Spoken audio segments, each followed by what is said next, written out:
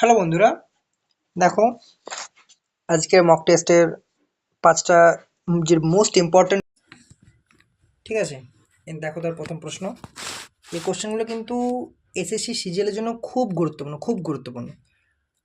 তোমরা যখন প্র্যাকটিস করবে নিজেরাই রিয়েলাইজ করবে, ঠিক আছে। তো আপাতত আমিও সিজিএলের প্রিপারেশন নিচ্ছি এখন। তো এটা দেখো প্রথম প্রশ্ন কি বলছে, the average age of Sita and Gita is 30 years, ঠিক আছে। তাহলে যদি সীতা গীতার এভারেজ এজ হয়, আমি S for Sita G for Gita লিখবো, ঠিক আছে। শর্ট ফর্ম লিখে দেবো, মানে অ্যাকচুয়ালি শর্ট ফর্ম বলাটাও ভুল, প্রথম অক্ষরগুলো লিখবো, ঠিক আছে। S for Sita, G for Gita, R for Rita, ঠিক আছে, এভাবে লিখবো। তো সীতা গীতার যেটা গড় বয়স সেটা 30 বছর বয়সে। তাহলে সীতার গীতার যেটা মোট যোগফল হয় বয়সে সেটা কত হবে? সীতার গীতা, তাহলে S for Sita plus G for Gita, total বয়সটা কত হবে? যদি গড় বয়স 30 হয় দুজনে, তাহলে টোটাল বয়স নিশ্চয়ই 60 বছর হবে। এটা 1 নম্বর ইকুয়েশন, ঠিক আছে।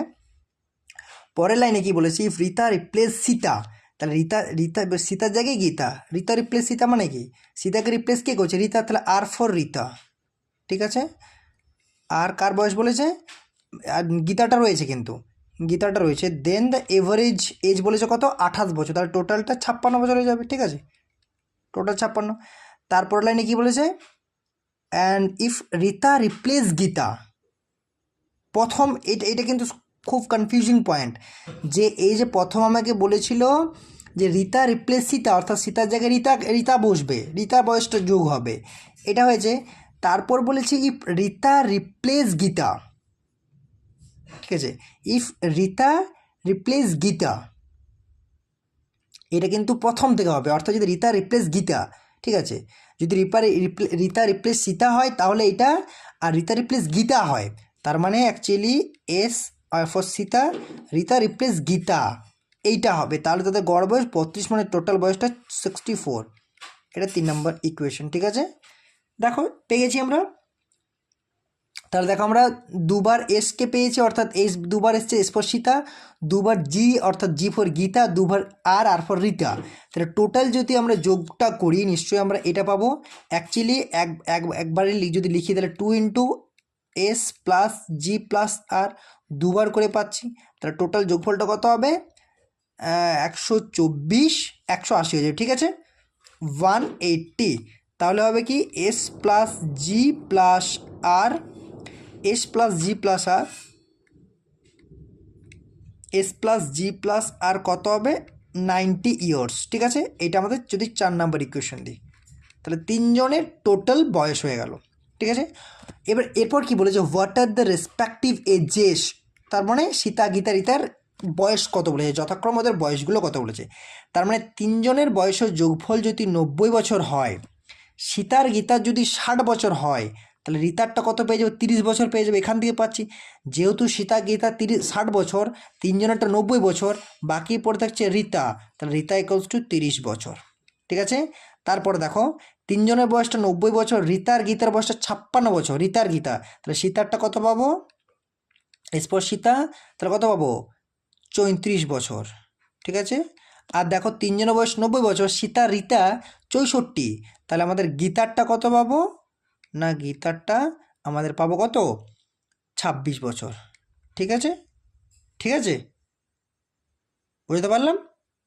এরপর দেখো, তাহলে আমাদের এটাই চেয়েছিল, রীতার বয়স 30 বছর, সীতার বয়স 34 বছর, গীতার বয়স 26 বছর, ঠিক আছে।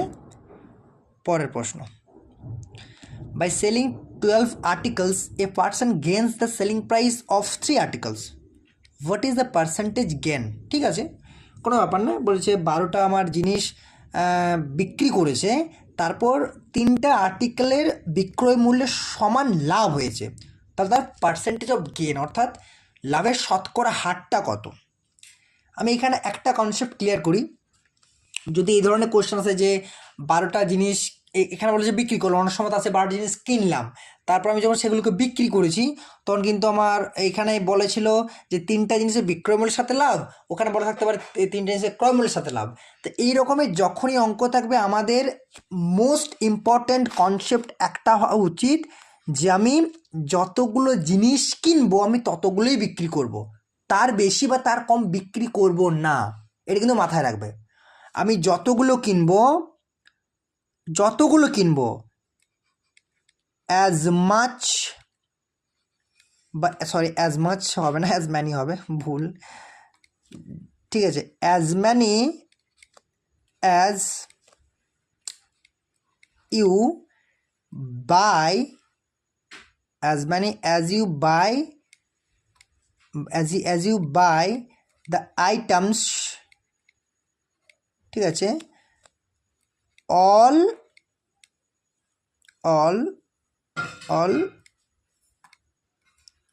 sorry all would be,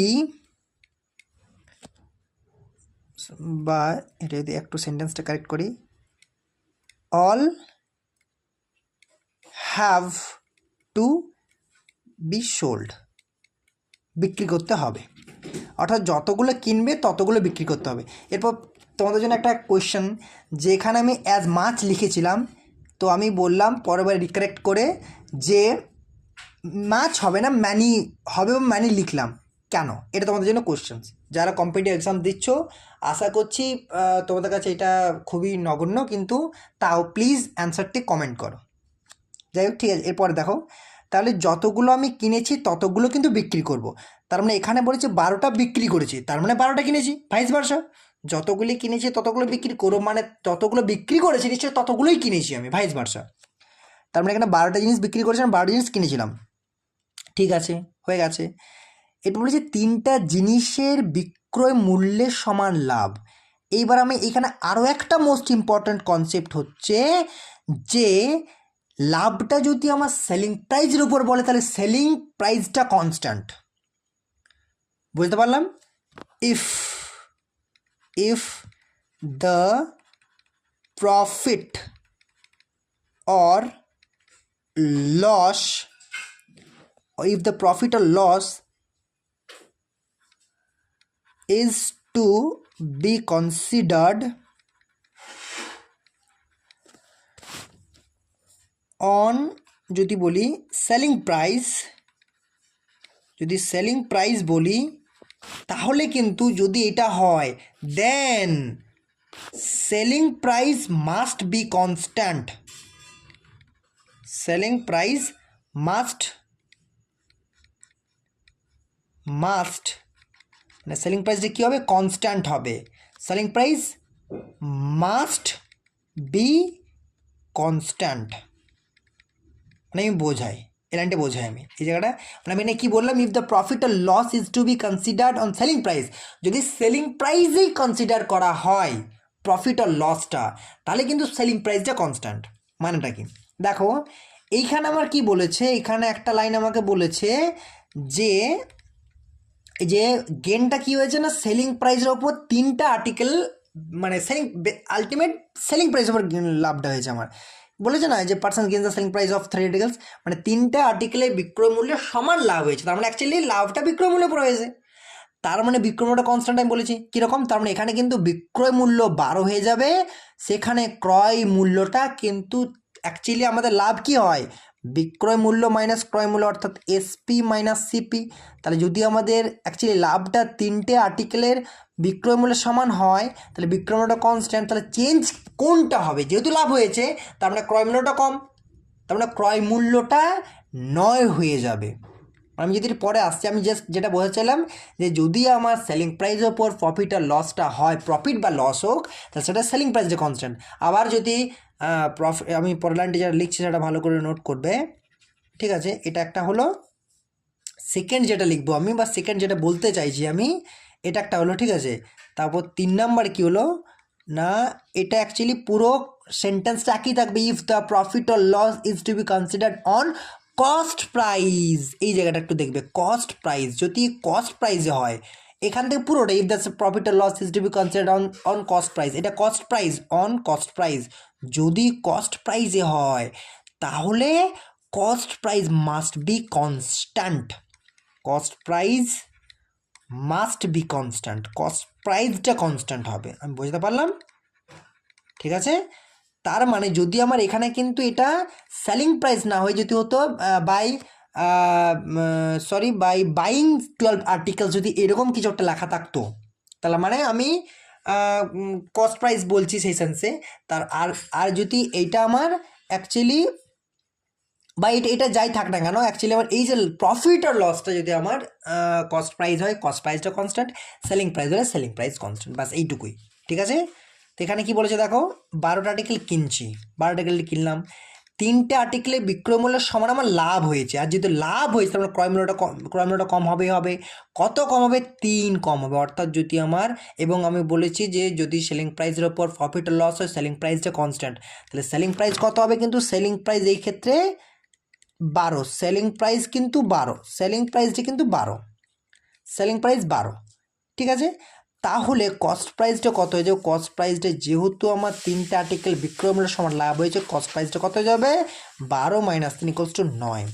তাহলে লাভ কত না 3 লাভ, এটা তো হবেই। আর কস্ট, যেহেতু লাভ আর লস সবসময়তেই কস্ট প্রাইসের ওপর কনসিডার করা হয়, তাহলে অ্যাকচুয়ালি এটা হয়ে যাবে। আর 100 দ্বারা গুণ করে পার্সেন্টেজ পেয়ে যাব। তাহলে যেহেতু 1/3 অর্থাৎ 100/3 মানে 33.1/3%, 33.1/3% বা 33.33%, এটা হচ্ছে আমাদের প্রফিট পার্সেন্টেজ। আর যদি তোমাদের বুঝতে অসুবিধা হচ্ছে, আমি দেখো ট্র্যাডিশনাল ওয়েটা করে দিচ্ছি। ঠিক আছে, আমি চাইবো তোমরা এই ওয়েটা ফলো করো, কারণ পরীক্ষাতে আমাদের টাইম কনজিউমিং ব্যাপার আছে, তো সেটাতে কিন্তু প্রচুর হেল্প করবে। ঠিক আছে, এটা আমি যেটা বোঝালাম সেটা কিন্তু তোমাদের তো পরীক্ষাতে লিখতে হচ্ছে না, এটা তোমাদেরকে মনে রাখতে হচ্ছে, এইটাকে মনে রেখে ইউটিলাইজ করতে হবে এই পুরো কনসেপ্টটা পরীক্ষার হলে, যার ফলে এটা আসবে, অ্যাজ এ রেজাল্ট এটা আসবে। ঠিক আছে, যদি আমি করতাম যে 12টা অ্যাকচুয়ালি যদি আমি ধরলাম প্রত্যেকটা বিক্রয় মূল্য X টাকা, ঠিক আছে, তাহলে 12টার বিক্রয় মূল্য কত হচ্ছে, 12x টাকা, এবং বলেছি 3টা বিক্রয় মূল্যের সমান লাভ হয়েছে, তাহলে 3টা আইটেমের বিক্রয় মূল্য 3x টাকা, তাহলে 3x, তাহলে এটাকে যে 12x মানে সে অর্থাৎ আমাদের selling price minus profit cost price, তাহলে এটা হচ্ছে 9x কস্ট প্রাইস হয়ে গেল। ঠিক আছে, তাহলে 3 লাভ মানে 3x লাভ, 9x কস্ট প্রাইস, লাভটা কস্ট প্রাইসের উপর হয়, 100 দ্বারা গুণ করলে দেখো x ক্যান্সেল আউট হচ্ছে, 100/3 আবার, তার 33.13%। তোমাদের যেটা মনে হবে, যেটা বেশি এফোর্ডেবল মনে হবে, তোমরা সেই স্টেপটা ফলো করো। ঠিক আছে, next question. This year, the cost of a tomato increased by 20% over that of the last year. Last year, tomato costed Rs 10 and a potato costed Rs 5. This year, it costs Rs 11 more to buy 5 potato and 3 tomato for the percentage increase in the price of potato. ঠিক আছে, কোনো ব্যাপার না। আমাকে বলেছে যে আমার গত বছরে যেটা ছিল তার থেকে কিন্তু এই বছর 20% বেশি হয়েছে টমেটোর দামে। আমি যখন গত বছর 10টা পটেটো এবং 10টা টমেটো এবং 5টা পটেটো কিনতাম, এবং এখন যখন আমি কিনছি ওই 10টা টমেটো এবং 5টা পটেটোই কিনবো, কিন্তু 11 টাকা বেশি লাগছে আমার। ঠিক আছে, তারপরে আগে প্রতিটা টমেটোর দাম কত ছিল, 10 টাকা। আমি কিন্তু আগেও 5টা পটেটো 3টা টমেটো কিনতাম, এখনও কিন্তু 5টা পটেটো 3টা টমেটোই কিনবো। তাহলে আমাকে দামের ফ্লাকচুয়েশন হয়েছে, তো সেই ফ্লাকচুয়েশনটা কত এক্স্যাক্ট কত পার্সেন্ট হয়েছে সেটা আমাকে বের করতে হবে। তো দেখো this year it cost is 11 মোর, 11 টাকা আমাদের ডিফারেন্স হয়েছে। ঠিক আছে, তাহলে দেখো প্রতিটা টমেটোর দাম কত, 10 টাকা, আমি কত কিনছি, 3টা টমেটো কিনছি। আবার ঠিক আছে, বোঝাতে পারছি। আমি দেখো টমেটোর দাম কত, 10 টাকা আগের বছর ছিল, তাহলে আগের বছর যদি আমরা বলি প্রিভিয়াস ইয়ার বা লাস্ট ইয়ার যাই বলো না কেন, প্রিভিয়াস ইয়ার কস্ট, ঠিক আছে, প্রিভিয়াস ইয়ার কস্ট অফ কত না 5 potato and 3 tomato, 5p for potato plus 3m for tomato, কত হবে না দেখো এখানে দামগুলো বলেছে কিন্তু। ঠিক আছে, যে আমার টমেটোর দাম ছিল 10 টাকা আর পটেটোর দাম ছিল 5 টাকা, তাহলে পটেটোর দাম 5 টাকা আর টমেটোর দাম 10 টাকা, তাহলে 5টা পটেটোর দাম কত, 25 টাকা টাকা পাচ্ছি আমরা, প্লাস 3টে টমেটোর দাম কত, টমেটোর দাম 10 টাকা হলে 30 টাকা, তাহলে টোটাল 55 টাকা আমার আগের বছর লাগতো, 55 টাকা। প্রেজেন্ট ইয়ার যদি বলি আমরা, প্রেজেন্ট ইয়ার যদি বলি আমরা, বর্তমান বছর যেটা যদি বলি আমরা, তখন কীরকমভাবে অ্যাকচুয়ালি এক্সপেন্ডিচারটা হচ্ছে আমার না 20% বলেছে সরি পার্ডন মি, কী বলেছে, যদি দেখো বলেছে 20% টমেটোতে ইনক্রিজ হয়েছে। ঠিক আছে, টমেটোর আগের দাম কত ছিল? 10 টাকা প্রতি কিলোর দাম ছিল। এখন প্রতি কিলোর দাম যদি 20% বাড়ে, 10 টাকা 20% কত হবে? 2 টাকা। তাহলে ইনক্রিজ হয়েছে, মানে আগে যদি 10 টাকা ছিল, এখন কিন্তু 5টা পটেটো প্লাস 3টা টমেটোর দাম কিন্তু চেঞ্জ হবে। কীরকম চেঞ্জ হবে? অ্যাকচুয়ালি আমাদের টমেটোর দামটা কত বেড়েছে বলেনি, শুধুমাত্র 11 টাকার ডিফারেন্স বলেছে। 11 টাকার ডিফারেন্স বলেছে।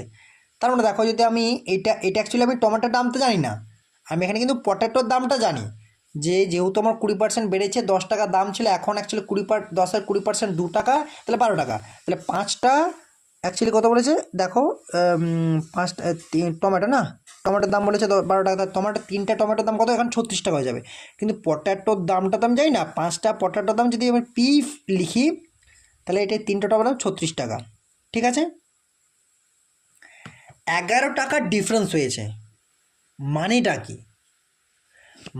মানে আগে যদি আমার 55 টাকা লাগতো, এখন কিন্তু লাগছে 66 টাকা। আমি বোঝাতে পারছি? যেহেতু 11 টাকা ডিফারেন্স হয়েছে, মানে আগে যদি 55 টাকা লাগতো, টোটালে 25 আর 30-এ 55 টাকা, এখন কিন্তু 66 টাকা লাগছে। তাহলে এটা তো 36 টাকা হয়ে যাচ্ছে, তার মানে এখানে 30 টাকা। বুঝতে পারছি আমি? তার মানে 5টা পটেটোর দাম 30 টাকা, 5টা পটেটোর দাম 30 টাকা। তাহলে প্রতিটা পটেটোর দাম কত? না, প্রতিটা পটেটোর দাম কিন্তু 6 টাকা। যেহেতু 5টা পটেটোর দাম 30 টাকা, মানে প্রতিটা পটেটোর দাম কত?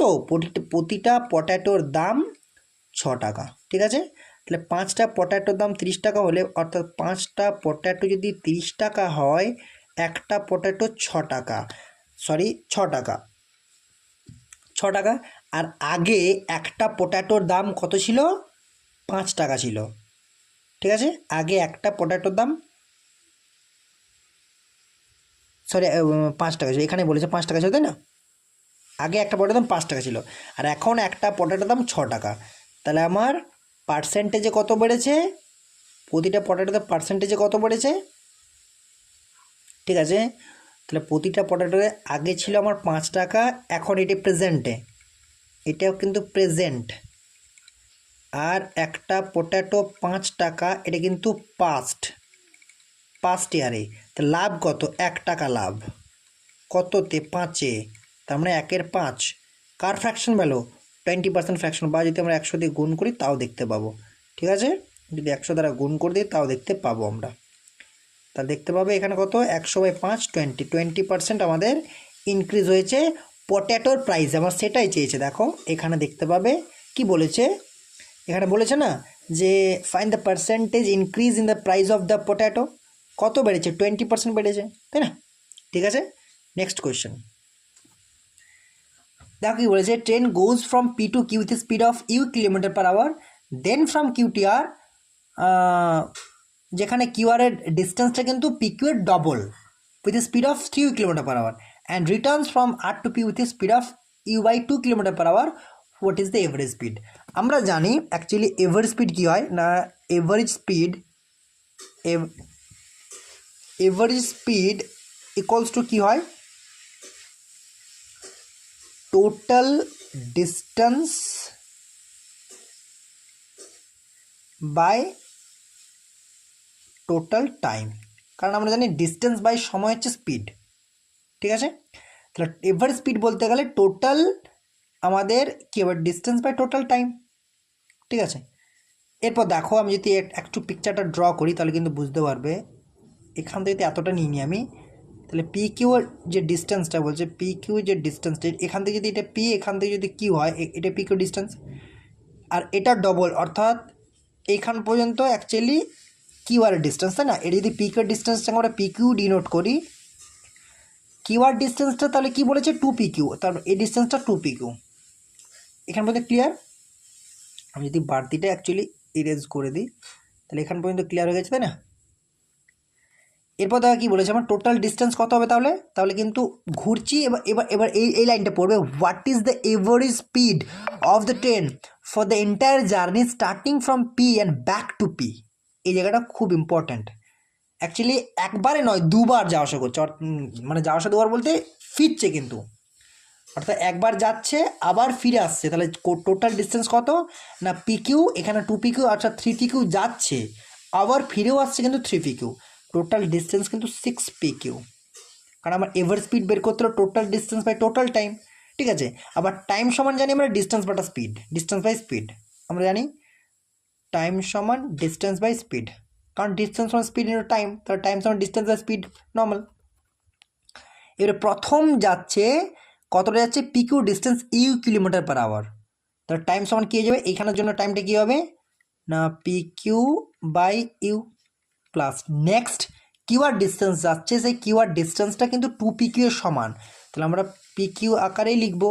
এখানে স্পিডটা কত হবে 3U, এখানে বলেছে 3U প্লাস আরেকটা আমার কন্ডিশন দেওয়া আছে, মানে একটা স্টেপ আছে বেসিক্যালি, যে ফিরে আসছে and returns from R to P, তাহলে আর থেকে পি আসছে, মানে অ্যাকচুয়ালি 2PQ প্লাস PQ, মানে টোটাল ডিস্টেন্স কিন্তু 3PQ আসছে, টোটাল ডিস্টেন্স 3PQ কভার করছে। ঠিক আছে, সেখানে স্পিড কত U/2, অ্যাকচুয়ালি U/2। ঠিক আছে, তাহলে যদি আমি আরও একটা লাইন ইনক্লুড করি 6PQ, এখানে হবে PQ/U। ঠিক আছে, এটা হবে প্লাস 2PQ/3U প্লাস এই দুইটা কিন্তু উপরে উঠে যাবে, অর্থাৎ 6PQ/U। তারপর যদি এটা ক্যালকুলেশন করি আমি, এখানে 3U আমাদের চলে এলো, এবারে U 3PQ plus 3U 2PQ plus U 18PQ, এর মধ্যে প্লাস। ঠিক আছে, 18PQ। ঠিক আছে, আশা করি এটা বুঝতে পারছো। আর এই 6PQটা কিন্তু অলরেডি আমার আছে, 6PQ ডিভাইডেড বাই ঠিক আছে, 6PQ ডিভাইডেড বাই এটা। ঠিক আছে, এরপর আমরা যাব সরি, ঠিক আছে, কি বলেছে এরপর দেখো, এই 3Uটা কিন্তু এই যে 6PQ বাই এটা বাই এটা, তাহলে এটা হলো 6PQ বাই কত PQ আসছে 23PQ, এই 3টা উপরে উঠে যাবে, তাহলে 3U হয়ে গেল, এটা PQ ক্যান্সেল আউট হয়ে যাবে, তাহলে 18U/23, তাহলে এটাই আমাদের এভার স্পিড। এত কী ছিল আমাদের যে ইউনিটটা ছিল, সেই ইউনিটটা কী ছিল দেখিনি আমি একবার, সরি ইউনিটটা দেখিনি, ইউনিটটা কী ছিল, ইউনিটটা ছিল কিলোমিটার পার আওয়ার। ঠিক আছে, তাহলে কিন্তু কিলোমিটার পার আওয়ারই হবে, অর্থাৎ 18U/23 kilometre per hour, kilometre per hour. ঠিক আছে, এটা আমাদের রিকোয়ার্ড আনসার। পরের প্রশ্ন কি বলছে, two friends M and N started a business with M. ঠিক আছে, সরি বন্ধুরা, এক্সকিউজ মি বাবা, সরি ফর ইনকনভিনিয়েন্স। দেখো এই কোশ্চেনটি কি বলেছে, দুজন বন্ধু আছে, two friends M and M started a business with M investing রিস 56,000 and later N joins him with risk 64,000. After how many months did N join? না কিছু না বলেছে, এম এবং দুজন বন্ধু আছে এম এন এন এবং সরি এম এবং এন, তো এম 56,000 টাকা দিয়ে জয়েন করেছে, ও কিন্তু অ্যাকচুয়ালি 1 বছরই খাটছে। এন বলেছে কিছু মাস পর জয়েন করেছে, ও কিন্তু 64,000 টাকা জয়েন দিয়েছে। আলটিমেটে গিয়ে পরে ওদের প্রফিট শেয়ারিং রেশিওটা কত হয়েছে 7:2। ঠিক আছে, আর আমরা জানি প্রফিট শেয়ারিং রেশিও যেটা হয়, প্রফিট শেয়ারিং রেশিও যেটা হয় সেটা কত হয় না, প্রফিট শেয়ারিং রেশিও যত হয়, প্রফিট শেয়ারিং রেশিও কী হয় না, প্রফিট শেয়ারিং রেশিও কত হয় না, প্রফিট শেয়ারিং রেশিও হয় কত না, মানে কত বলতে অ্যাকচুয়ালি ইকুয়েশনটা কী হয় না আমাদের যে টোটাল ক্যাপিটাল, টোটাল যেটা ক্যাপিটাল আর যেটা সময়, capital into total time actually এটা হয় প্রফিট শেয়ারিং রেশিও। ঠিক আছে, তাহলে দেখো অ্যাকচুয়ালি এম কত টাকা দিচ্ছে, 56,000 টাকা দিচ্ছে। 56 কে আমরা লিখতে পারি, এর কিন্তু 12 মাস খাটছে টাকাটা। এম ইজ টু এন এ যেটা প্রফিট শেয়ারিং রেশিও। ঠিক আছে,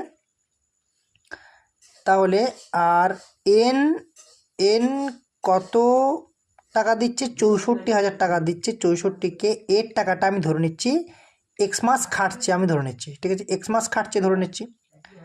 তাহলে কে কে ক্যান্সেল আউট হয়ে যাবে। ঠিক আছে, এরপর যদি আমরা 8 দ্বারা কাটি, 8 7 56, 12টা গুণ থাকবে রেশিও, 8 8 64, এক্সটা গুণ থাকবে। তারপরের ধাপে আর 4 দিয়ে কাটা যাবে, তা 4 3 12 অর্থাৎ 21 রেশিও 2x। এবারে দেখো এই রেশিওটা সাথে সমান, তার মানে এই 7-এর ভ্যালুই কিন্তু 21, 1-এর ভ্যালু 3, 2-এর ভ্যালু 6। ঠিক আছে, তার মানে এইখানে 2x-এর ভ্যালু 6। আমি বুঝতে পারলাম যে 7-এর ভ্যালু 21, 1-এর ভ্যালু 3, এখানে 2 রেশিও ভ্যালু 6, তার মানে আর এখানে 2x ভ্যালু 6, তখন এক্স ইকুয়ালস টু 3। মানে এর 3 মাস খেটেছে, 3 মান্থস, 3 মাস খেটেছে। তার মানে কতদিন পর জয়েন করেছে, অ্যাকচুয়ালি 9 মাস পর। After 9 months, after 9 months N joint. ঠিক আছে, বা এন জয়েন্ট যাই বলো না কেন, 9 মাস পর জয়েন করেছিল, অ্যাকচুয়ালি জয়েন। ঠিক আছে, জয়েন করেছিল। আর যদি তোমাদের এই জায়গাটা বুঝতে অসুবিধা হলো, আমি দেখো ট্র্যাডিশনাল যেটা ওয়ে হবে সেটা কি বললাম, profit sharing ratio equals to capital into time. ঠিক আছে, আর এদের প্রফিট শেয়ারিং রেশিও কত হচ্ছে, অ্যাকচুয়ালি 21 আর 21 রেশিও 2x, তাহলে সেটা অ্যাকচুয়ালি 21/2x। এটা কার সাথে সমান, ওদের যেটা প্রফিট শেয়ারিং রেশিও এইটার সাথে এটা সমান 7:2। ঠিক আছে, 7:2, 7:2। তার মানে কি দাঁড়ালো, এই 2 ক্যান্সেল আউট হয়ে যাচ্ছে। তাহলে 7x ইকুয়ালস টু 21 দাঁড়ালো, x ইকুয়ালস টু 3। তার মানে 3 মাস খেটেছে, তাই না, 3 মাস খেটেছে। তার মানে যদি 3 মাস খাটে, বছরে 12টা মাস, তাহলে অ্যাকচুয়ালি কত মাস পর জয়েন করেছে, 9 months, after 9 months in joint, তাই না। ঠিক আছে, আশা করছি বন্ধুরা তোমরা সেশনটা এনজয় করছো। প্লিজ সাবস্ক্রাইব করো, আর ভালো লেগে থাকলে অবশ্যই বন্ধুদের মাঝে শেয়ার করো, লাইক করো প্লিজ। Thank you.